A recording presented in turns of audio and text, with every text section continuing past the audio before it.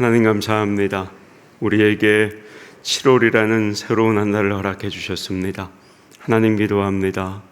지난 6월보다 조금 더 성숙하고 조금 더 믿음의 사람으로 세워져 가는 7월 한 달이 되기를 소원하오니 하나님, 우리 나주교회 모든 성도님들의 삶과 동행하여 주시옵소서. 하나님, 무더위가 일찍 찾아왔습니다.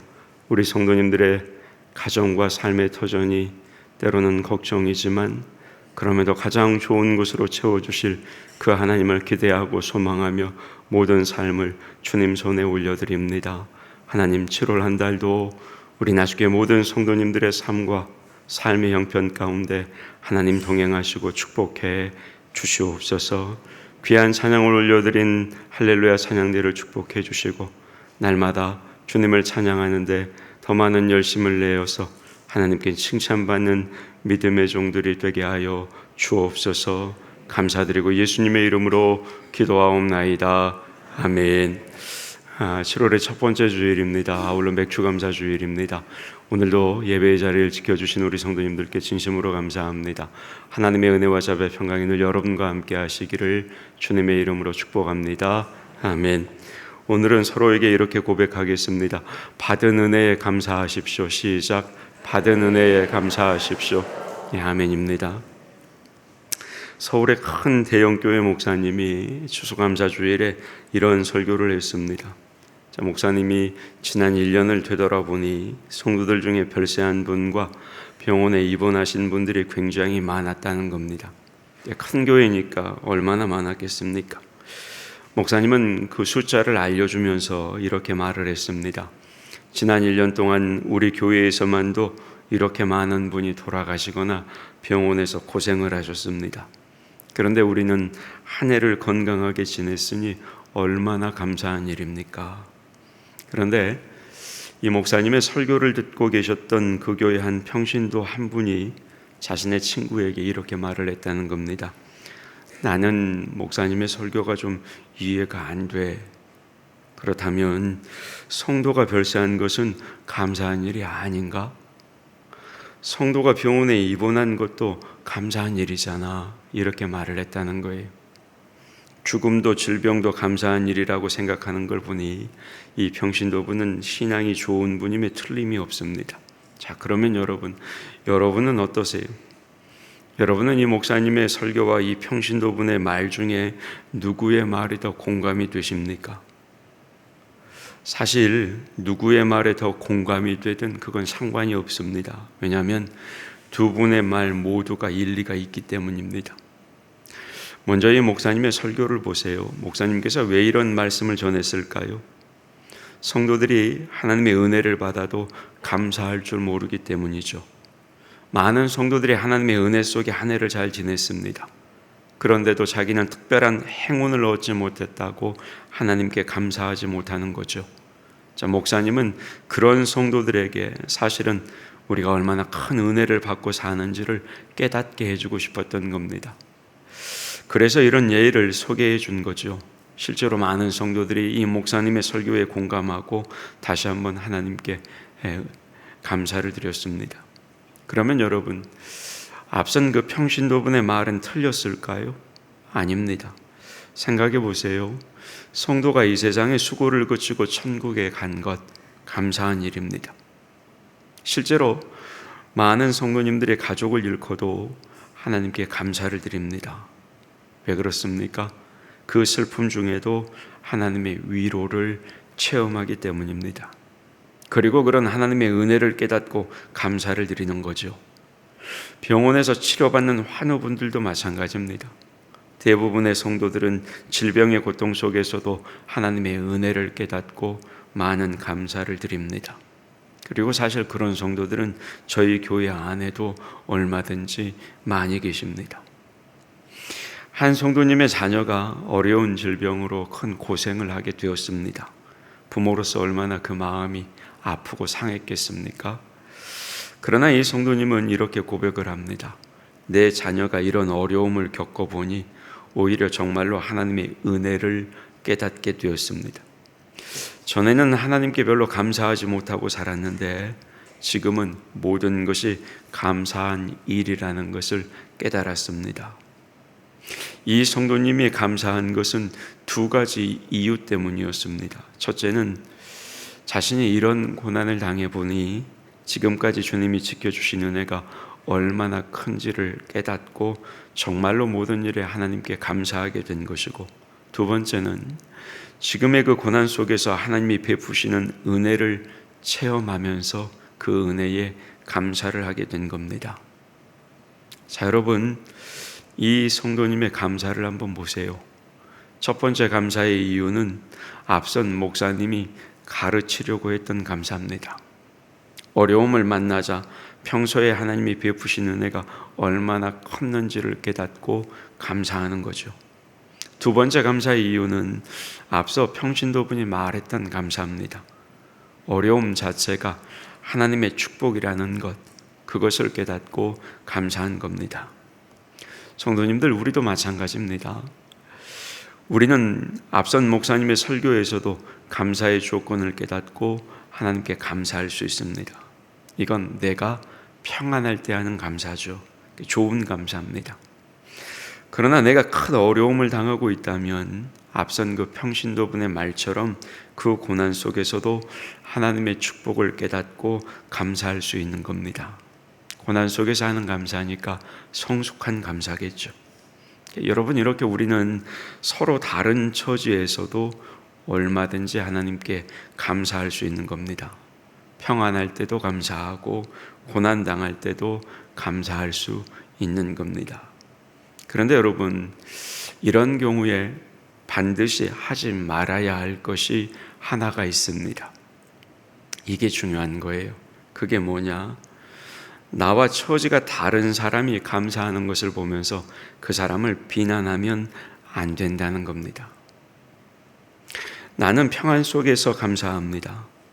그런데 다른 사람을 보니 그 사람은 고난 속에서 감사합니다.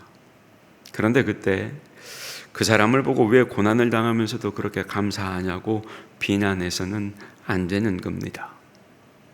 욥의 아내가 그랬죠. 욥이 고난 속에서도 하나님을 찬양하며 믿음을 지키자 욥의 아내는 욥을 비난합니다.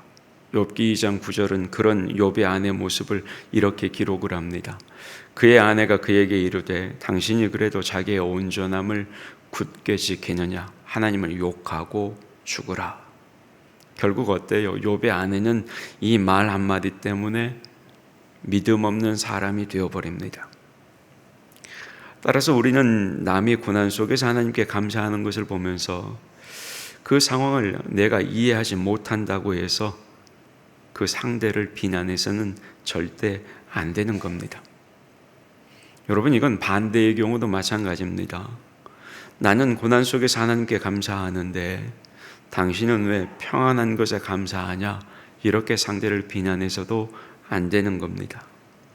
평범한 생활 속에서 하나님께 감사하는 것, 여러분, 그것도 결코 쉬운 일이 아니거든요. 그러니까 평안 속에서 감사하는 것도 귀한 일입니다. 사실 우리는 평안이나 고난이나 어떤 일을 만나도 하나님의 자녀는 감사할 줄 알아야 하는 겁니다. 그래서 데살로니가전서 5장 18절이 뭐라고 가르쳐요? 범사에 감사하라, 이렇게 가르칩니다. 범사에 감사하라, 이것이 그리스도 예수 안에서 너희를 행하신 하나님의 뜻이니라.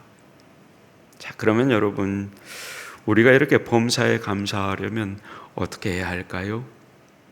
우리가 범사에 감사하려면 자기의 모든 형편에 감사할 수가 있어야 하는 겁니다.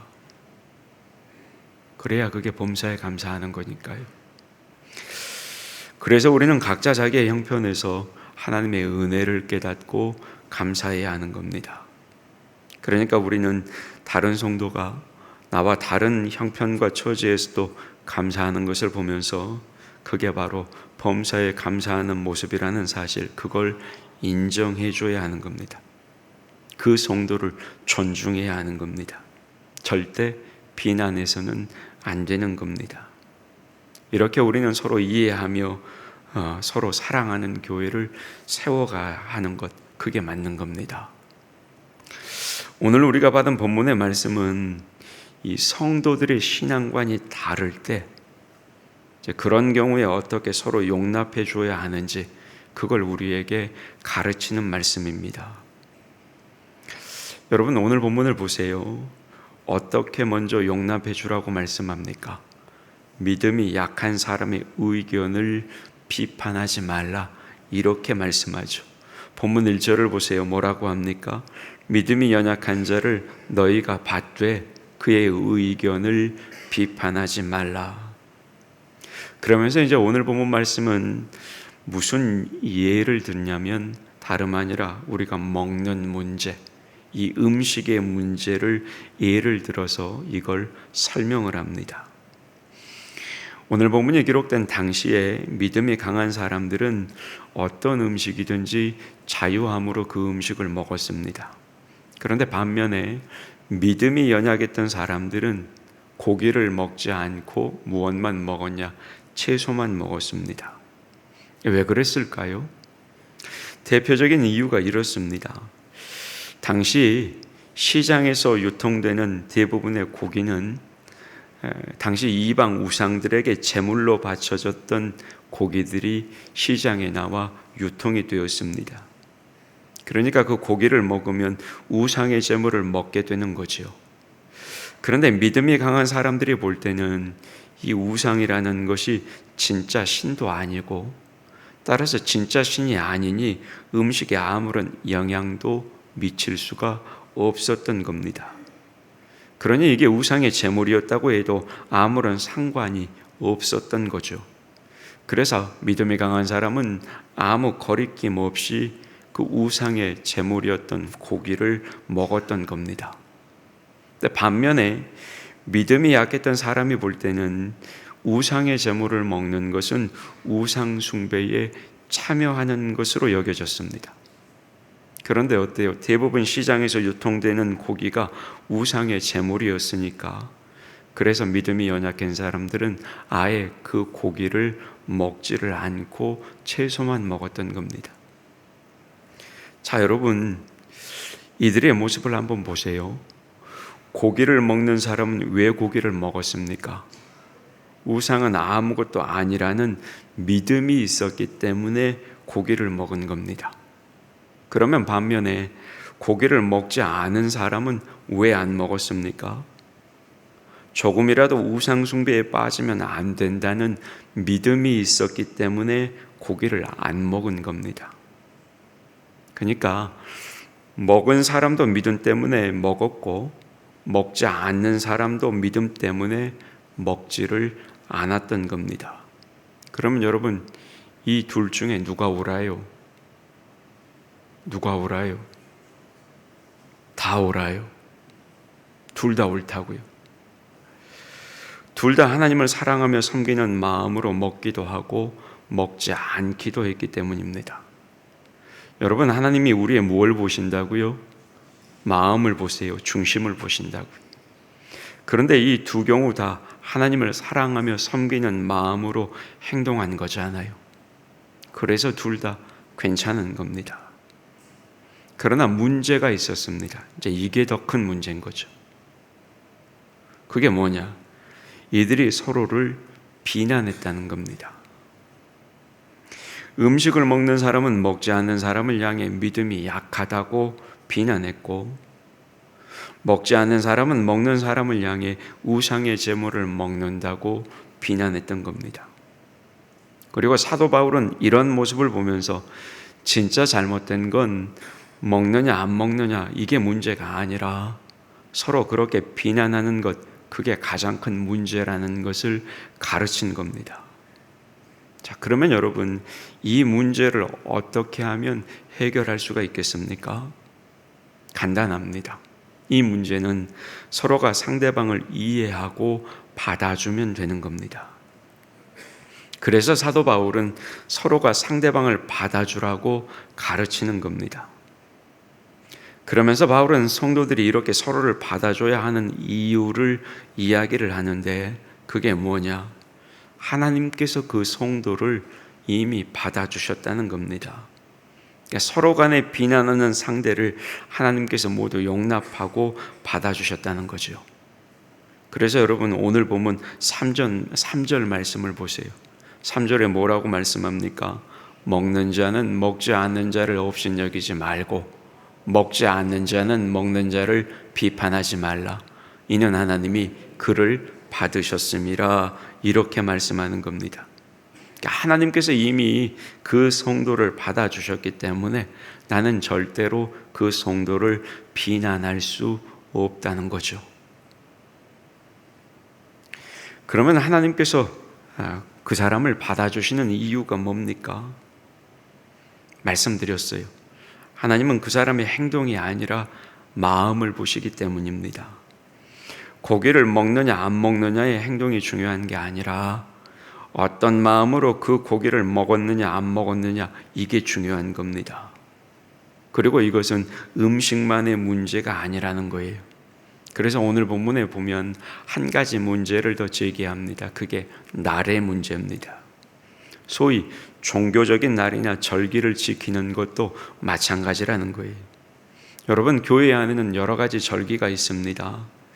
그런데 어떤 사람들은 그런 절기를 특별히 중요하게 생각해서 그 절기는 반드시 지켜야 한다 생각하고, 혹자 어떤 사람들은 모든 날이 그 절기와 같은 날이기 때문에 모든 날이 다 중요하다, 이렇게 생각한다는 겁니다.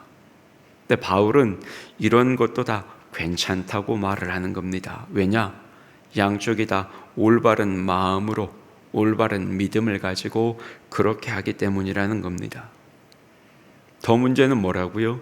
그것 때문에 서로 비난하는 것, 그게 문제예요.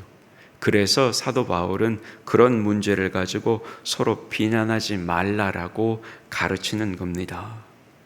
자, 그러면 여러분, 이렇게 행하는 모든 분들의 마음이 어떤 마음일까요? 그 마음은 어떤 마음이냐? 주님을 위하며 주님께 감사하는 마음입니다. 그래서 여러분 오늘 본문 6절 말씀을 보세요. 그래서 6절이 이렇게 말씀하는 겁니다. 6절 같이 봅니다. 시작. 나를 중히 여기는 자도 주를 위하여 중히 여기고 먹는 자도 주를 위하여 먹으니 이는 하나님께 감사함이요 먹지 않는 자도 주를 위하여 먹지 아니하며 하나님께 감사하느니라. 아멘. 그러니까 우리가 주님을 위하는 마음으로 주님께 감사하며 받으면 무엇을 받아도 다 괜찮다는 겁니다.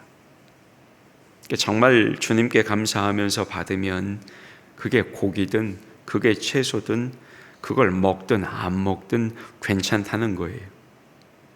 아울러 어떤 특정한 날을 귀하게 여기든 아니면 모든 날을 귀하게 여기든 그것도 다 괜찮다는 겁니다.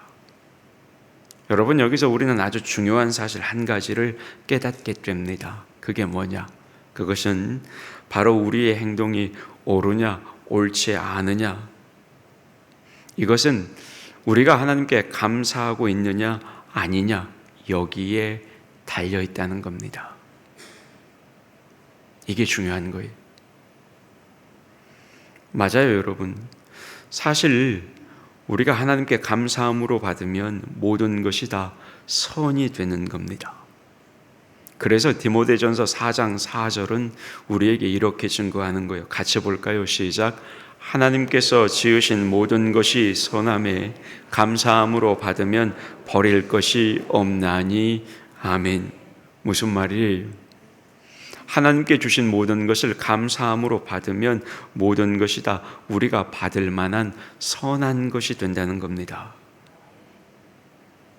여러분, 이 말씀을 반대로 한번 생각해 보세요. 그러면 감사하지 않고 행하면 모든 것이 뭐가 되는 거예요? 악이 되는 거죠. 그래서 로마서 14장 23절은 여러분 우리에게 이렇게 증거합니다. 같이 보지요. 시작. 의심하고 먹는 자는 정죄되었나니 이는 믿음을 따라 하지 아니하였기 때문이라. 믿음을 따라 하지 아니하는 것은 다 죄니라. 아멘. 무슨 말이에요? 의심하고 먹는 것, 그걸 악이라고 말씀하는 겁니다. 그러면 하나님이 주신 것인지 의심하는 사람이 여러분 과연 하나님께 감사할 수 있을까요? 감사할 수 없어요. 그런 사람은 반대로 하나님이 주신 것이라고 확신하는 사람은 어때요? 당연히 하나님이 주셨으니까 그거에 대해서 감사하겠죠. 그러니까 감사하지 않고 행하는 사람은 믿음으로 행하는 사람이 아니라는 겁니다. 잘 들으세요. 감사하지 않고 행하는 사람은 그게 믿음으로 행하는 사람이 아니라는 거예요. 그래서 감사하지 않고 행하면 뭐가 된다고요? 악이 되는 거예요. 놀라운 말씀입니다. 우리가 하나님께 감사하지 않으면 우리의 모든 신앙생활은 헛것이 되고 죄가 되는 겁니다. 반대로 하나님께 감사하면 우리의 모든 신앙생활이 참된 신앙생활이 되고 선이 되는 겁니다. 그러니까 여러분, 지금의 자기 신앙을 한번 점검해 보고 싶으세요? 내 신앙이 어느 정도 있는지 점검해 보고 싶으시면 아주 간단해요. 내가 감사함으로 하고 있는지 생각해 보면 되는 겁니다. 예를 들어 오늘 예배에 참석하실 때 감사하는 마음으로 참석하셨으면 그건 좋은 믿음입니다. 오늘도 교회에서 직분을 맡아서 봉사하실 때 그 봉사와 섬김을 감사함으로 하시면 그건 좋은 믿음입니다. 늘 저녁에 가정에 들어가실 때 만약에 감사함으로 가정에 들어가신다면 그분은 믿음이 좋은 성도입니다.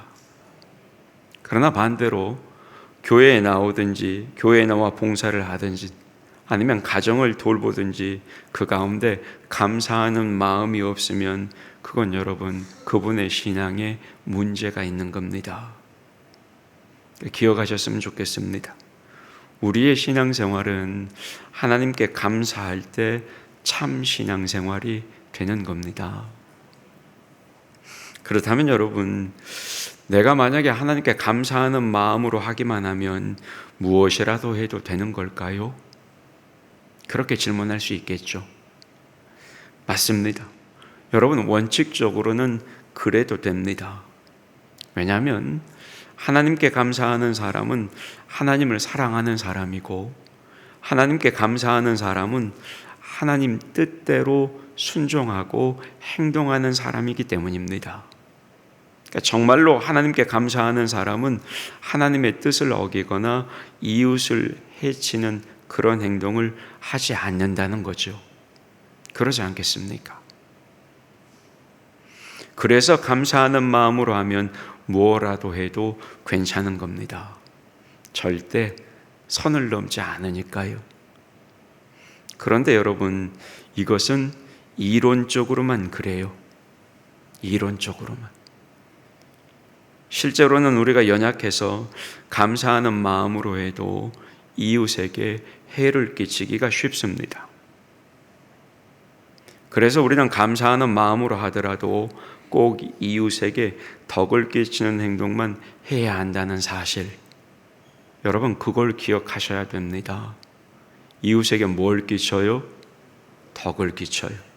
이웃에게 뭘 끼쳐요? 덕을 끼쳐요. 요즘 원도심에 뭐가 하나 생겼다대요. 난리가 아니더만요. 그런데 여러분, 그건 이웃에게 덕을 끼치는 게 아니에요. 나주교회 담임 목사가, 나주교회 권사가, 집사가 이거 사라 그럽디다, 그런 소리 듣게 하셔야 되겠어요? 그 말을 듣고 얼마나 부끄럽던지. 아무리 할 수 있는 자유가 내게 있어도 기억하셔야 돼. 아무리 감사함으로 한다 할지라도 이웃에게 덕을 끼치는 행동을 해야 되는 거지. 하지 마세요. 덕이 안 되는 거예요. 교회가 욕을 먹어요. 여러분, 고린도전서가 이것을 잘 가르쳐주는 말씀이에요. 우리는 원래 하나님께 감사하면서 먹으면 아무런 비방을 받을 필요가 없습니다. 그래서 고린도전서 10장 30절에 이렇게 기록을 해요. 만일 내가 감사함으로 참여하면 어찌하여 내가 감사하는 것에 대하여 비방을 받으리요. 그럼에도 여러분, 그렇다고 해서 내 마음대로 행동하다가 다른 사람을 시험에 들게 해서는 안 되는 겁니다. 내가 감사하는 마음으로 술을 먹으면 나는 괜찮을지 몰라도 믿음이 연약한 성도는 그런 나를 보고 시험에 들어요. 그럴 때는 술을 먹지 말아야 하는 겁니다. 여기에 대해서 고린도전서 10장 31절과 32절이 이렇게 증거를 해요. 그런즉 너희가 먹든지 마시든지 무엇을 하든지 다 하나님의 영광을 위하여 하라. 유대인에게나 헬라인에게나 하나님의 교회에나 거치는 자가 되지 말고. 하라고 하지만 뭘 위해서는 하지 말라는 거예요. 이웃들을 위해서, 아울러 하나님의 교회를 위해서는 거치는 자가 되지 말라고요. 아무리 내 마음대로 할 수 있어도 오직 하나님의 영광을 위해서 하고 이웃에게 시험거리를 주지 말아야 한다, 이 말씀이에요. 아직도 모르시고 신앙생활을 얼마나 하셨는데 교회에서 중직자가 되신 분들이 아직도 모르시겠냐고.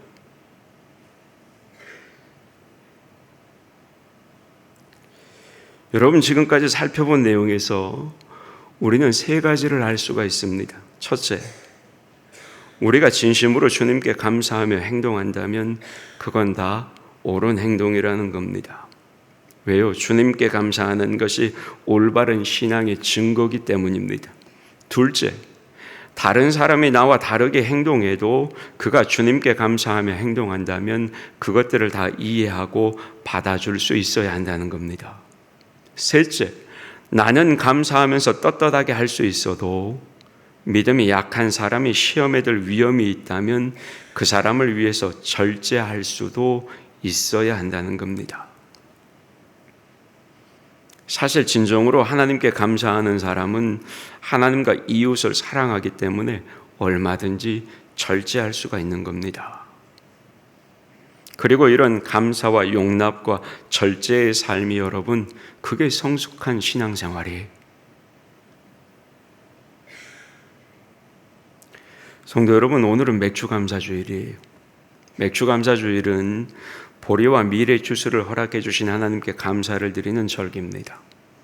여러분, 주보의 말씀 요약을 읽어보면 제가 맥주절의 의미를 길게 다 적어놨어요. 읽어보시면 어떤 의미가 있는지 아시게 될 거니까 읽어보시고, 그러면 여러분은 오늘 맥주감사주일을 맞이해서 어떤 감사를 하나님께 드리고 계십니까? 보리와 밀을 추수하지는 않았지만 하나님이 지구상에 많은 밀과 보리를 주셔서 우리가 먹고 살 수 있게 해주셨으니 그것에 감사하십니까? 예, 좋은 감사합니다. 아울러 맥주감사주일이 7월의 첫 주일이기 때문에 상반기에 받은 여러 가지 은혜를 생각하며 감사하십니까? 네, 그것도 좋은 감사합니다. 뿐만 아니라 맥주감사주일을 맞아서 평소에 감사하지 못했던 것, 그걸 회개하고 여러 가지 감사의 조건을 찾아서 감사하고 계십니까? 그건 역시 좋은 감사입니다. 이렇듯 우리는 여러분, 우리 각자의 형편에 따라 서로 다른 감사의 조건이 있다는 것이죠. 따라서 우리가 어떤 일에서든지 주님의 은혜를 깨닫고 감사한다면 그것은 다 모두가 좋은 감사입니다. 특별히 오늘 본문은 남들과 정반대의 조건에서 감사하는 것도 귀한 감사다, 이렇게 가르칩니다. 남들은 고기를 먹으면서 감사하는데 나는 고기를 먹지 않고 채소만 먹으면서 그것에 대해서 감사를 드리는 거죠.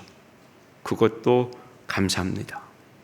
남들은 주일을 특별히 거룩하게 생각하며 주일을 주신 것에 대해서 감사하는데 나는 주일뿐만 아니라 모든 날이 다 주님을 섬기며 거룩하게 살아야 하는 날이라고 생각하며 감사를 드리는 것, 그것도 정말로 훌륭한 감사합니다. 그러니까 무슨 말이냐? 우리는 남들과 다른 처지에 대해서 감사해도 진심으로 주님을 사랑하며 감사한다면 주님은 그 감사를 하나도 빠지지 않고 다 기쁘게 받아주신다는 겁니다. 성도 여러분, 여러분에게 금년 상반기에는 어떤 일이 있으셨습니까? 혹시 자녀가 취직하셨어요? 혹시 여러분 가족의 믿음이 성장하셨습니까? 여러분이 하시는 일들의 지경이 넓어지고 사업이 발전하셨습니까? 정말로 감사한 일이죠. 그런 분들은 진심으로 하나님께 감사하시기를 바랍니다. 하나님이 크게 기뻐하실 겁니다. 그러나 여러분, 우리 중에는 그 반대도 있어요. 극심한 고통을 당하시는 분들도 계시다는 겁니다. 질병을 통해 고통당하는 분도 계시고, 물질의 손해를 입은 분도 계시고, 자녀의 앞길이 막힌 분도 계십니다. 옆에서 이런 모습을 보면 마음이 아프고 도저히 감사가 먼저 나오지를 않아요. 성도님들의 마음은 어떨까요? 더하겠죠. 그럼에도 여러분, 혹시 그런 고통 속에 계신 성도님들에게도 하나님께서 주시는 자기만의 위로가 있지 않을까요? 저는 분명히 있을 거라고 생각합니다. 왜냐하면 하나님은 반드시 고난당하는 자녀들에게 위로를 해주시는 분이 우리가 믿는 하나님이시기 때문입니다. 뿐만 아닙니다. 하나님은 고난당하는 사람이 다른 사람의 고난을 위로하게도 해주시는 분입니다. 그래서 고린도후서 1장 3절과 4절 말씀을 보면 이렇게 증거합니다. 찬송하리로다. 그는 우리 주 예수 그리스도의 하나님이시요 자비의 아버지시요 모든 위로의 하나님이시며 우리의 모든 환난 중에서 우리를 위로하사 우리로 하여금 하나님께 받는 위로로서 모든 환난 중에 있는 자들을 능히 위로하게 하시는 이시로다. 아멘. 무슨 말입니까? 우리가 고난 중에라도 하나님을 바라보면 자기만이 받는 놀라운 위로를 깨닫게 된다는 거예요. 그걸 깨닫고 하나님께 감사할 수 있다는 겁니다. 그래서 하나님을 영화롭게 하는 것이고 다른 성도들을 위로할 수 있게 된다는 것입니다. 이런 능력도 하나님은 우리에게 허락하신다는 거죠. 엊그제 수요 예배 가운데 함께 나눈 말씀입니다만 여수 애양원 교회를 목회하셨던 손양원 목사님은 당시에 공산주의자에게 두 아들을 잃었습니다. 우리가 너무 많이 들은 이야기죠. 그런데 이 두 아들의 장례식 때 목사님은 답사를 통해서 다음과 같은 10가지 감사를 하나님께 고백합니다. 첫째, 나 같은 죄인의 혈통에서 순교의 자식들이 나오게 했으니 감사합니다. 둘째, 많은 성도 가운데 이런 귀한 보배 같은 아들들을 나에게 맡겨주신 것을 감사합니다. 셋째, 삼남 삼녀 중에 가장 아름다운 두 아들을 바치게 되었으니 감사합니다. 넷째, 한 아들의 순교도 귀하다 하거늘 두 아들이 순교를 했으니 감사합니다. 다섯째, 예수 믿다가 병들어 죽는 것도 복이라 하거늘 하물며 전도하다가 순교당했으니 얼마나 감사한지요. 여섯째, 미국 유학 가려고 준비하던 큰아들 미국보다 더 좋은 천국 갔으니 감사합니다. 일곱째, 나의 사랑하는 두 아들을 총살한 원수를 회개시켜 내 아들 삼고자 하는 사랑의 마음을 일으켜 주시니 감사합니다. 여덟째, 두 아들이 순교함으로 무수한 천국의 아들들이 상견할 것을 생각하니 감사합니다. 아홉째, 역경 중에서 이상 8가지 진리와 하나님의 사랑을 찾는 기쁜 마음, 여유 있는 믿음을 주시니 감사합니다. 열째, 나에게 분수에 넘치는 이런 과분한 큰 복을 내려주신 것은 부모님이 새벽마다 부르짖던 수십 년간의 눈물로 된 기도의 결실이요, 나의 사랑하는 나환자 형제자매들이 기도해 준 그 성의의 열매로 알고 여러분 모두에게 감사합니다. 저는 어려서부터 이 감사를 얼마나 많이 들었는지 모릅니다. 그런데 여러분, 요즘은 제가 고민을 해요. 무슨 고민? 어쩌면 지금 우리가 살아가는 작금의 이 시대에 이 손 목사님의 감사 같은 이 감사의 고백이 더 절실하게 필요할 때가 아닌가. 제 자신, 우리 자신을 돌아보면서 그런 고민을 하게 됩니다. 여러분, 손 목사님은 사람이 겪을 수 있는 가장 큰 고통을 당했습니다. 그러나 하나님은 그보다 더 큰 위로를 손 목사님에게 주셨던 거죠. 그래서 손 목사님은 하나님께 놀라운 감사를 드렸던 거고, 오늘까지 수많은 성도들에게 위로와 은혜를 끼치고 있는 겁니다. 여러분, 우리도 마찬가지예요. 우리가 진심으로 주님을 믿고 사랑하면 어떤 상황, 어떤 처지에서도 주님이 나에게 베푸신 은혜를 깨닫게 됩니다. 그래서 자기만의 감사를 하나님께 드릴 수가 있는 겁니다. 따라서 내 형편을 다른 사람의 형편과 비교할 필요가 없어요. 왜 비교합니까? 하나님이 나에게 주시는 은혜가 따로 있는데. 여러분, 내 형편을 다른 사람의 형편과 비교하지 마세요. 나에게 주신 하나님의 은혜를 세시기를 축복합니다. 하나님은 나에게 가장 적합한 은혜를 베푸시기 때문입니다.